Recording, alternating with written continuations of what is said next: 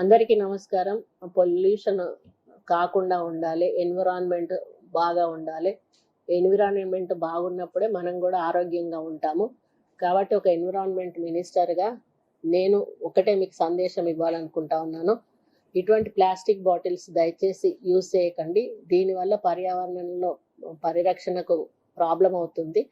మనం ఆరోగ్యంగా ఉండాలి, మన పిల్లల ఆరోగ్యంగా ఉండాలి, మన భవిత ఆరోగ్యంగా ఉండాలి అంటే తప్పనిసరిగా ప్లాస్టిక్ను నిర్మూలించాల్సిన బాధ్యత మనందరి మీద ఉంది. ప్రజలు ఇలాంటి సింగిల్ యూజ్ ప్లాస్టిక్ను వాడకుండా పర్యావరణ పరిరక్షణ కోసం మీరందరూ కూడా సహకరించాలని కాబట్టి దయచేసి ఎవరు కూడా ప్లాస్టిక్ బాటిల్స్ యూజ్ చేయకండి.